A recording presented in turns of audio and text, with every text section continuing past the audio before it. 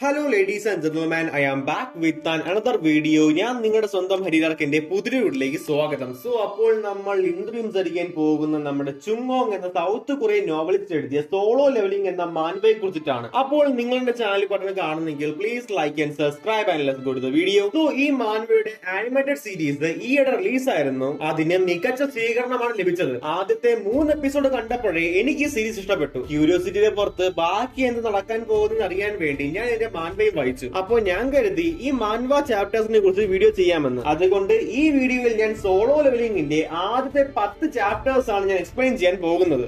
Solo ലെവലിംഗിന്റെ chapter 0യിൽ പ്രധാനമായിട്ടും ഈ സ്റ്റോറിയിലേക്കുള്ള introduction ആണ് തരുന്നത്. അതായത് ഈ വേൾഡിൽ 10 വർഷങ്ങൾക്ക് മുമ്പ് പെട്ടെന്നൊരു ദിവസം വേറെ ഡയമെൻഷനിൽ നിന്നുമുള്ള ഗേറ്റുകൾ ഉണ്ടായി വന്നതും അതിന്റെ ഉള്ളിലെ ഡഞ്ചൻസിൽ മോൺസ്റ്റേഴ്സ് ഉള്ളത് കൊണ്ട് അവരെ ഇല്ലാതെയാക്കാൻ ഹണ്ടേഴ്സ് എന്ന പുതിയ പ്രൊഫഷനും ഉണ്ടായി. അതിൽ ഹണ്ടേഴ്സിന് സ്പെഷ്യൽ എബിലിറ്റീസ് ഉള്ളത് കൊണ്ട് അവരെ പവർ ബേസ് ചെയ്ത് റാങ്ക് ചെയ്തിട്ടുണ്ട്. ഈ കഥയിലെ നായകന്റെ പേര് സങ് ജിൻ വു എന്നാണ്. അവൻ ഒരു റാങ്ക് ഹണ്ടർ ആയതുകൊണ്ട് അവൻ മറ്റ് ഹണ്ടേഴ്സിനിടയിൽ അറിയപ്പെട്ടത് വേൾഡ്സ് വീക്കസ്റ്റ് ഹണ്ടർ എന്നാണ്. തന്റെ റാങ്ക് വെച്ച് ഒരു ഹണ്ടറായി ജീവിക്കുന്നത് അത്ര എളുപ്പമല്ല എങ്കിലും തന്റെ അമ്മയുടെ മെഡിക്കൽ ബിൽസിന് പണം കണ്ടെത്താൻ വേണ്ടിയാണ് അവൻ ഈ ജോലി ചെയ്യാൻ തീരുമാനിച്ചത്. സൗത്ത് കൊറിയയിലെ സിയോളിൽ ജീവിച്ചിരുന്ന ജിൻവു ആ ഏരിയയിലുള്ള മറ്റ് ഹണ്ടേഴ്സിന്റെ കൂടെയാണ് ഡഞ്ചൻ ക്ലിയർ ചെയ്യാൻ പോയിക്കൊണ്ടിരുന്നത്. അവർ എല്ലാവരും അവനോട് നല്ല രീതിയിലാണ് പെരുമാറിയിരുന്നെങ്കിലും അവരെക്കാൾ കൂടുതൽ അവനെ സഹായിച്ചത് ജൂഹിയും മിസ്റ്റർ സോങ് എന്നീ 2 പേരാണ്. സിയോളിലെ ഒരു കൺസ്ട്രക്ഷൻ സൈറ്റിൽ ഇതുപോലെ ഗേറ്റ് ഉണ്ടായി വന്നു എന്ന് കേട്ടപ്പോൾ അത് ക്ലിയർ ചെയ്യാൻ പോയ ടീമിൽ ഇവർ 3 പേരും ഉണ്ടായിരുന്നു.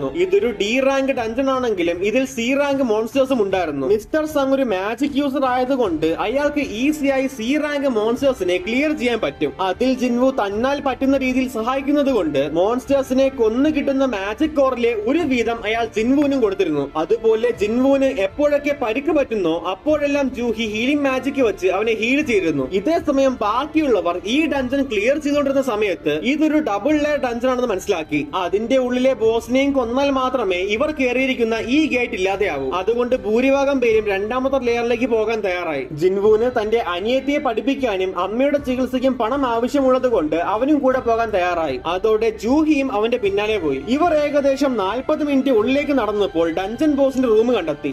ഇവരുടെ മുന്നിൽ കണ്ട വലിയ കോട്ടവാതിൽ തുറന്ന് ഉള്ളിലേക്ക് ചെന്നപ്പോൾ കണ്ടത് ആയുധങ്ങളും സംഗീത ഉപകരണങ്ങളും കയ്യിൽ വെച്ചിരിക്കുന്ന ശില്പങ്ങളാണ്. അതിന്റെ ഒക്കെ നടുക്ക് കസേരയിൽ ഇരിക്കുന്ന ഒരു വലിയ ശില്പമുണ്ട്. നടുക്ക് തറയിലായി ഒരു മാജിക് സീലും അതിന്റെ അപ്പുറത്തായി പ്രാചീന ലിപിയിൽ എന്തൊക്കെയോ എഴുതി വെച്ചിട്ടുമുണ്ട്. അതിൽ എഴുതിയിരിക്കുന്നത് ഇത് കാർത്തനോൺ ടെമ്പിൾ ആണെന്നും നിങ്ങൾ ഇവിടുത്തെ ദൈവത്തെ ആരാധിക്കണമെന്നും നിങ്ങൾ ഇവിടുത്തെ ദൈവത്തെ പ്രശംസിക്കണമെന്നും നിങ്ങൾ ഇവിടുത്തെ ദൈവത്തിലുള്ള വിശ്വാസം തെളിയിക്കണമെന്നുമാണ്. ഇത് ചെയ്തില്ല എങ്കിൽ നിങ്ങൾക്കൊരിക്കലും ഇവിടെ നിന്ന് തിരിച്ചു പോകാൻ പറ്റില്ല എന്നുമാണ്. പെട്ടെന്ന് ഇവർ ഉണ്ടായിരുന്ന റൂമിന്റെ കതവ് തനിയെ അടഞ്ഞു. ഇവരുടെ കൂടെ ഉണ്ടായിരുന്ന ഒരാൾ ആ ഡോർ തുറക്കാൻ നോക്കിയെങ്കിലും പെട്ടെന്ന് അടുത്തുണ്ടായിരുന്ന കാവൽക്കാരന്റെ ശില്പം അയാളെ വെട്ടി വീഴ്ത്തി. ഇത് കണ്ട് പേടിച്ച് തിരിഞ്ഞു നോക്കിയ ജിൻവുവും ജൂഹിയും നടുവിലിരുന്ന വലിയ ശില്പത്തിന്റെ കണ്ണുകൾ അനങ്ങുന്നതും കണ്ടു. അതിന്റെ കണ്ണിൽ നിന്ന് വന്ന ഒരൊറ്റ അറ്റാക്കിൽ ഇവരുടെ കൂടെ വന്ന പകുതി പേര് മരിച്ചു വീണു. ഇതിൽ മിസ്റ്റർ സോങ്ങിന് തന്റെ ഒരു കൈ നഷ്ടപ്പെട്ടു. അതോടെ അവർ എല്ലാവരും ഇത് റാങ്ക് അല്ല മറിച്ച് റാങ്ക് ഡഞ്ചൻ ആണെന്ന് മനസ്സിലാക്കി. ഇതറിഞ്ഞ് ഒരാൾ ഓടി രക്ഷപ്പെടാൻ നോക്കിയെങ്കിലും അവനും മരിച്ചു വീണു. ഇത് കണ്ട ജിൻവു പെട്ടെന്ന് നേരത്തെ വായിച്ച കാര്യങ്ങളെല്ലാം ഓർത്തെടുത്ത് എല്ലാവരോടും തല കുനിച്ച് മുട്ടുകുത്തിയിരിക്കാൻ ആവശ്യപ്പെട്ടു. ഇത് കേട്ട് എല്ലാവരും അങ്ങനെ ചെയ്തതോടെ ശില്പം ആക്രമിക്കാൻ നിർത്തി. അതിന്റെ മുഖത്ത് ഒരു ഭയാനകമായ ചിരി രൂപപ്പെട്ടു. രക്ഷപ്പെട്ടു എന്ന് കരുതി എല്ലാരും എണീറ്റപ്പോൾ അത്രയും നേരം അവിടെ ഇരുന്നിരുന്ന ശില്പം എണീച്ചു വന്ന് തന്റെ മുന്നിൽ നിന്നവരെല്ലാം ചവിട്ടിയരച്ചു. ഇത് കണ്ടു നിന്നവർ പേടിച്ച് ഓടിയെങ്കിലും കുറച്ചുപേർ അപ്പോഴേക്കും ശില്പത്തിന്റെ കാലിനിടയിൽപ്പെട്ട് മരിച്ചിരുന്നു. അപ്പോഴേക്കും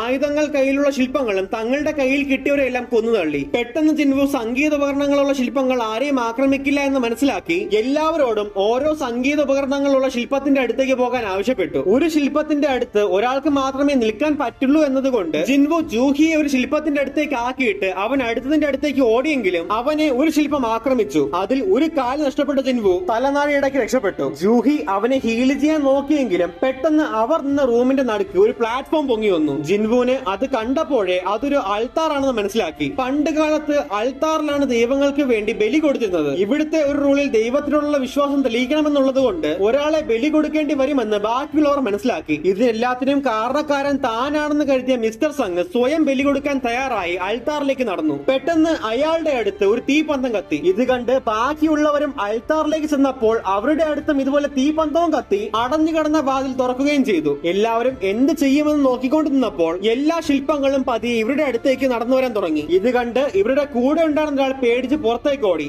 അവൾ മരിക്കുമെന്നാണ് എല്ലാരും കരുതിയതെങ്കിലും അത് തെറ്റി. അവൾ സുരക്ഷിതമായി പുറത്തെത്തി. പക്ഷേ ഒരാൾ പോയപ്പോൾ ആ കതക് ചെറുതായിട്ട് അടഞ്ഞത് കണ്ടതോടെ അൾത്താറിൽ ആളുകളുടെ എണ്ണം കുറയുമ്പോൾ കതകം തനിയെ അടയുമെന്നവർ മനസ്സിലാക്കി. അതോടെ മിസ്റ്റർ കിം ഉൾപ്പെടെ കുറച്ചു പേർ ജിൻവുനെയും ജൂഹിയെയും മിസ്റ്റർ സംഗിനെയും ഇവിടെ ഒറ്റയ്ക്കാക്കി പുറത്തേക്ക് പോയി.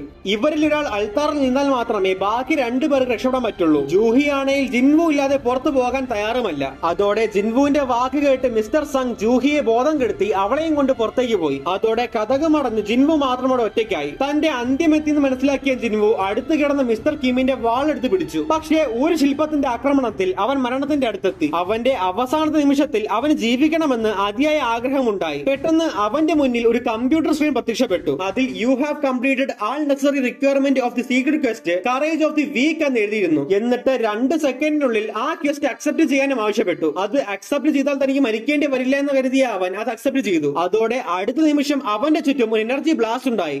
അവിടെ 10ാമത്തെ ചാപ്റ്റർ അവസാനിച്ചു. സോ കഴിഞ്ഞു ഗൈസ്. ഇതാണ് സോളോ ലെവലിംഗിന്റെ ആദ്യ 10 ചാപ്റ്റേഴ്സിന്റെ കഥ. ഈ 10 ചാപ്റ്റേഴ്സിന്റെ കഥയാണ് സോളോ ലെവലിംഗിന്റെ ആദ്യ 2 എപ്പിസോഡ് കവർ ചെയ്യുന്നത്. പിന്നെ സോളോ ലെവലിംഗിന്റെ മാൻവ വായിക്കാൻ താല്പര്യമുള്ളവർക്ക് അതിന്റെ ലിങ്ക് ഞാൻ എന്റെ ഇൻസ്റ്റാഗ്രാം ഹൈലൈറ്റ്സിൽ കൊടുത്തിട്ടുണ്ട്. ഇതുപോലെ ബാക്കി ചാപ്റ്റേഴ്സിന്റെ വീഡിയോ വേണമെന്നുണ്ടെങ്കിൽ അത് എന്റെ കമന്റ് ബോക്സിൽ അറിയിക്കുക. പിന്നെ വീഡിയോ ഇഷ്ടമായെങ്കിൽ ലൈക്ക് ചെയ്യുക, സബ്സ്ക്രൈബ് ചെയ്യുക, പറ്റുമെങ്കിൽ എന്റെ ഇൻസ്റ്റാഗ്രാം അക്കൗണ്ട് ഒന്ന് ഫോളോ ചെയ്യുക. ലിങ്ക് ഡിസ്ക്രിപ്ഷൻ ബോക്സിലുണ്ട്. അപ്പോൾ മറ്റൊരു വീഡിയോ വീണ്ടും കാണാവുന്ന പ്രതീക്ഷയോടെ this me fallen Loki signing out.